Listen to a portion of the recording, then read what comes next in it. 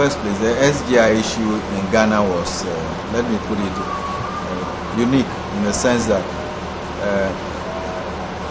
first of all, I at that time was one of the youth leaders, and somewhere in '89, in fact, even though we realized that there were few problems with our leadership, somewhere in 1989, the government, very much concerned about people using religion to cheat others or make money out of them and all that, passed a decree.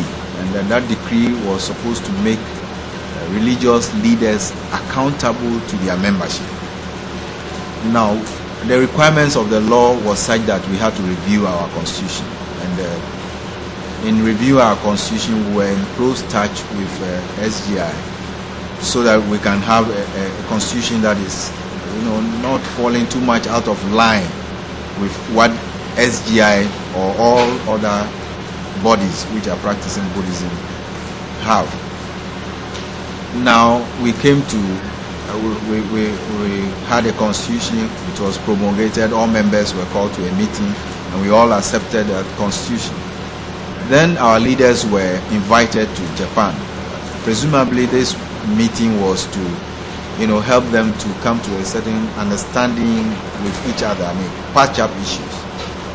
But to our surprise, when our leaders started returning, all we started hearing was that there were changes in the leadership and all that. And we, in fact, told them at that point that we're not going to accept it because our constitution, as we have put it before the government agency, the constitution states clearly how a leader should be appointed, how a leader has to be removed. In terms of resignation, what should be done. All these things were spelled out in the constitution and they contravened the constitution. So we told them we are not going to accept this because we felt we have to be respected. I think that is all of it. We have to be given that respect as a people. The SGI could not sit in Japan with a few people and then just make decisions and come and impose it on us. Now, even though we try to explain the issue as much as possible, dragging ourselves from one point to the other, in fact, it was not acceptable to Japan or the SGI. Now, what eventually happened, we sent a petition to Ikeda appealing to him that he should intervene on our behalf. But then what we had was rather a letter which was dismissing us from the SGI. Unfortunately, that meant that 99%, or let me put it in a moderate way, 90% of our membership was dismissed. Because they all opted to go along with what we were saying at that time, that is, Nana Asmeni should remain our leader and we, if we have any grievance or any problem, should go according to our constitution. Now the other percentage, followed them.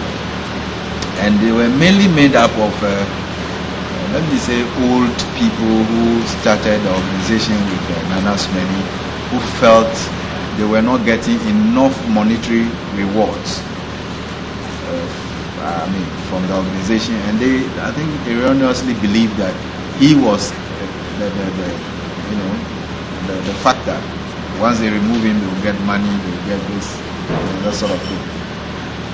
Now, when this happened, we moved to another point and started to chant lots of Daimoku, and we're hoping, we're praying that we could be able to get an access to practicing Buddhism correctly.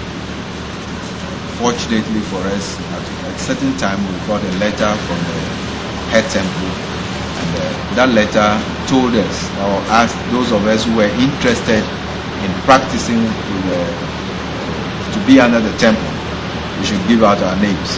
We all rushed in. We felt that was the answer to our prayer. SGI has always made us to believe that the priests were people we can never get in touch with, we can't get close to them. But to have such a letter from the head temple it was wonderful. Everybody put down his name, and after some time we were told that we were being enlisted under the head temple, in the head temple. Now, it was only after that we started to know that there was a problem between the SGI and the priest. President Ikeda had made certain unfortunate remarks about the high priest, and these remarks he has refused to, I think, modestly apologize for, and had been so arrogant and assumed some level of let me say importance in the Buddhist organization. In fact, the communication we were having was mainly in terms of development. We had a letter which told us that they had withdrawn the mandate that was given to SGI to be a supervisory body for overseas organizations. Then at another time we had a letter which was told us that they had excommunicated Ikeda, and then another time we had a letter which said they had excommunicated all SGI organizations. In fact, we